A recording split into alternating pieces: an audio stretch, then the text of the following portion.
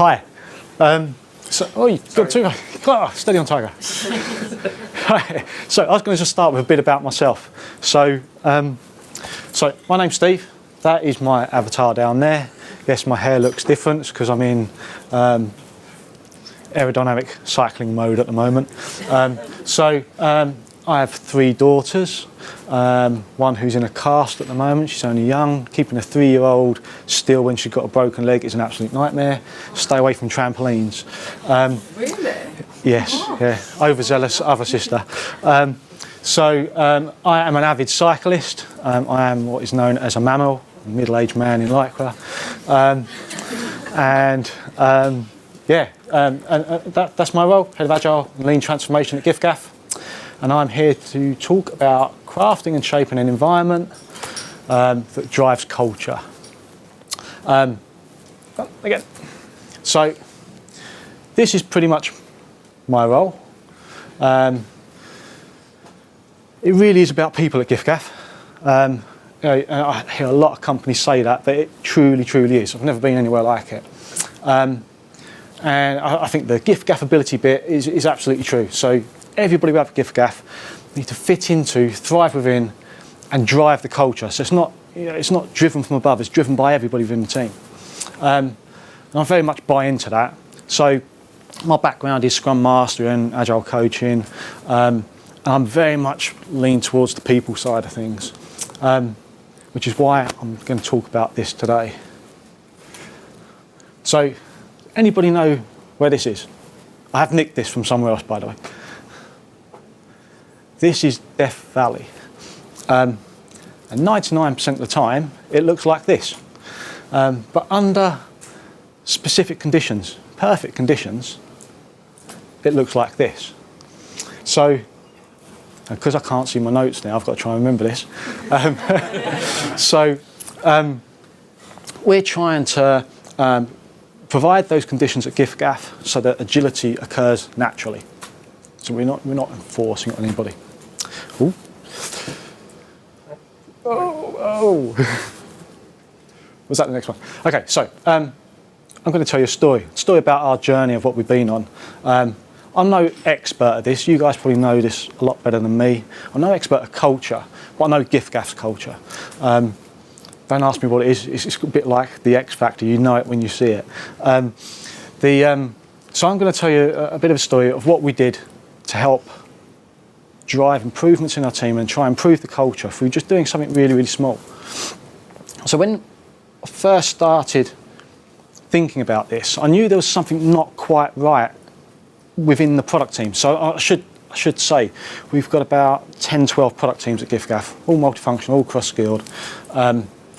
They weren't quite working in the same way that the rest of the company culture was working. I couldn't put my finger on it. I didn't quite know how to fix it because I couldn't think what it was. And then I had a chat with Al. Al is our head of people, and we generally have quite long chats. We can both talk. So we had this talk, and I didn't put my phone up there. At the time, we was growing quite rapidly. So we was beginning to feel a bit like this, really, really crammed in. And we were talking and we were saying that, actually, that's really, really odd, because when you look across the office, there's hardly anybody in. That's because they're working from home. And that's fine, that's not a problem at all. But how can we be really, really crammed and like this if people aren't in the office? Well, it's because everybody demarcates their space. They've got their own office space and they've got the flower pot and they've got this and this and this and this. And so no one will sit there. So everybody's not working together, which is a lot of waste. So also, as we were chatting, I'm sure a lot of people have this problem. Our meeting rooms are not used really well at all. You've got people sat in the meeting room by themselves, having a phone call, and you've got, I don't know, stand-ups or retros all happening in a room rather than here, there, anywhere. So we thought we'd have to move building. Spend a lot of money going somewhere else. And that really is a last resort. And then Al started speaking about, well, perhaps we could have some like little stand-up desks, and I'm a cyclist, we could put some cycling things in there. And he was joking around. And unbeknownst to him, I'm sitting there thinking, actually, you've got something there. And I was sitting there thinking, actually, I've got a lot of things I want to address as well, which kind of tie into this. So our teams were working well, but they weren't really collaborating. They were a team, but they were a team of individuals. There was really no creativity being shown. Pair programming was an absolute bloody nightmare because everyone's in loads of rows, and they'll be stuck next to the person they're with, and they wouldn't go between other people. And it was like not a silence, but you couldn't hear the buzz across the office. And good teams, you can kind of hear that buzz. You know it when you go in there. Now, you have to excuse that bit over there. giffgaff is a really colourful place. It's quite Google-esque in its colours. And we have a pool table, and we have a beer fridge, and loads of other stuff. All stuff which you think, it's really good for our culture. But you're gonna have to cycle through now. Whilst you're cycling through, be careful. No, you've got. Sorry, stay there. So you got all this stuff, but that's actually that's really good. I say we do have a really good culture, but that stops the moment someone moves from the pool table and goes and sits in these rows and rows of desks. So we weren't actually.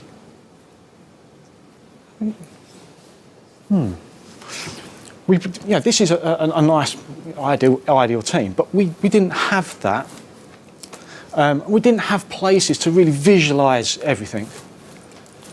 And we didn't have a place which was kind of like a safe place, which is home. We want the teams to feel they own something. Also, I must have interviewed about 60, 70 people last year. I was just walking through the office all the time with the guys, being really proud of our environment. And every time I walked through, I was getting a little bit less and less proud. I was just starting to see grey.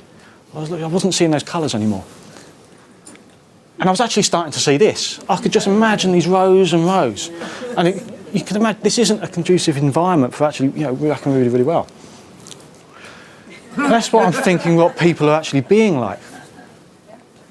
Whereas I wanted the wow factor. I wanted when we walked in with somebody we're interviewing, they go, this looks really cool. And you can see it in their eyes. You really look for passion and a real excitement about working at giffgaff. So I had this seed of an idea which started to germinate. And I thought I could kill many birds with one stone. I was trying to fill time with these slides. And get to a place where the teams are really engaged, really excited. However, I did have an ulterior motive as well. And that was that as well as trying to improve our culture and really make things buzz and hum. No, go back.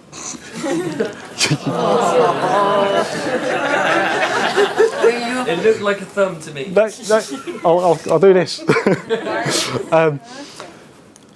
I wanted to test the leadership team. I wanted to know whether they really bought into having a hypothesis, doing an experiment, and seeing if they're willing to go this way or this way, depending on how that went. So that's what we did. Did an experiment. I can't remember what the next slide is. No, go back. You can't go back. You have to cycle through again.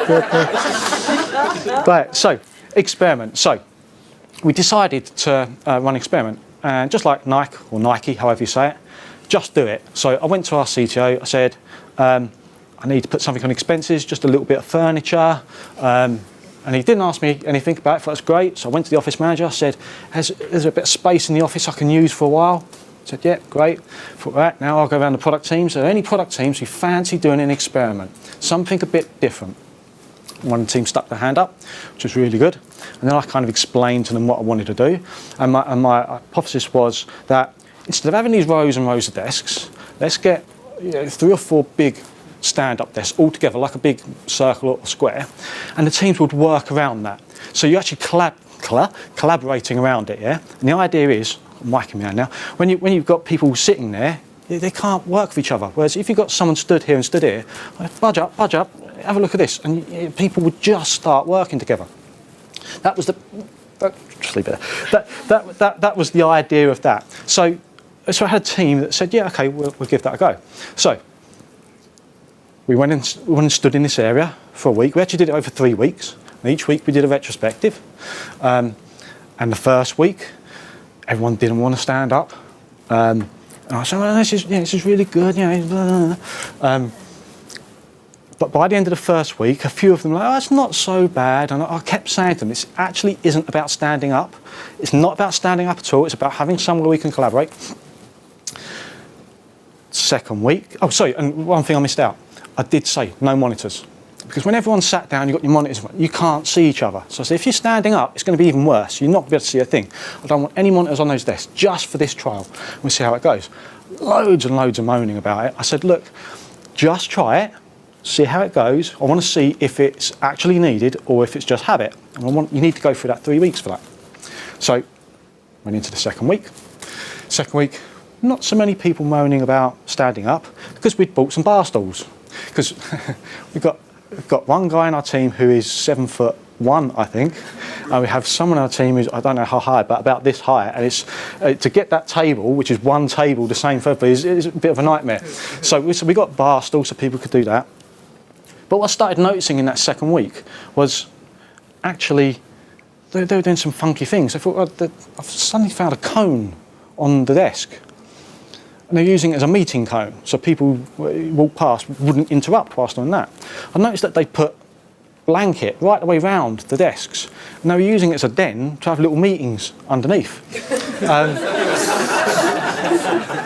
And then they dragged we had a chaise lounge, I think that's how you pronounce it, dragged over, and then people were starting to sit on that, and they were naturally pairing up.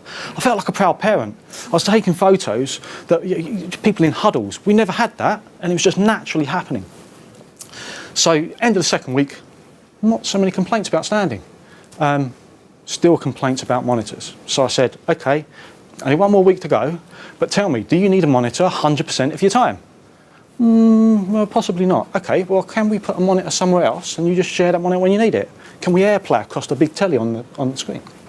So they started thinking about that. Went into the third week, and by the end, well, I skipped the end of the third week. End of the third week, we measured this with. So this was all about engagement. It wasn't really about are we improving our velocity or the value we're giving, because we should be doing that through getting people more engaged anyway. It was just about engagement, and the happiness charts were off the chart. So much so that people around the business were starting to notice. Luckily, our CEO noticed, and there was such a great smell or taste from the team, they could just taste it in the air, that he wanted a stand-up desk. I said, not stand-up desk. I thought, actually, I'm not going to tell him that. I'll let him say it's a stand-up desk, because if he gets on board and other people see it, other people will get on board. So I'll just let him call it a stand-up desk. Other people started seeing that. People were coming over to us and actually standing on the table. By this time, we had some small tables that people could go and sit down in and plug in. So you can collaborate around the tables. You have your meetings around there. So we're not using the meeting rooms anymore. So you have your stand-ups around there. You have your planning around there. We'll do retrospectives around there. Places to plug in when they want to do stuff. And they were just actually naturally pairing, as I said before. So that was all great. Mutiny. So this was the end of the 3-week trial. That actually sounds really bad. It's actually the reverse. The reason why I say mutiny is they wouldn't go back to their bloody desks. So I'd agreed for this for 3 weeks. They just, we're not going back. That's it. What am I going to do now? Right, okay. So because we'd seen the positive improvements, I'd said to the leadership team, can I nick another area? He said, we don't have another area. I was like, well, can we strip out a whole row of desks? And actually, you get economy of scale if you do 2, because you get the spaces between and everything. So we agreed that. So where they were sitting, we stripped them out. And we agreed with another team to do a trial. So we'll build another space that they would go in permanently, build another space that we would constantly trial with somebody. I thought that'll work, that'd be really, really cool. And we did them slightly differently, just went and got it all as cheap as possible, went to IKEA, got stuff in, because we didn't know whether this was really going to fly or not. The trial went on for another 3 weeks. I was on leave, so it was Christmas in between. I came back, and the second team didn't want to leave their bloody desks. I was sitting there thinking, oh Christ, what am I going to do now? So I went back to the leadership team, got some more space, and ended up being an interior designer for about the next 4 months, which was enjoyable, but it was not my role to do. So what I did was thought, actually, it's no good me doing this all the time. I need to give this out to the teams to do. Let them do it themselves. That's when it really, really flew. Because the teams did it differently all over the place. It was what they needed, not what I said that was needed. It's what they wanted. So we kind of ended up like the Crystal Maze. It all looked very similar, but it all looked very different. So where we are now, we've kind of taken over the whole company like it. There's a few bits still in the land of grey, but we're going to be moving soon, which is why we've not chased that up. But it did really, really well.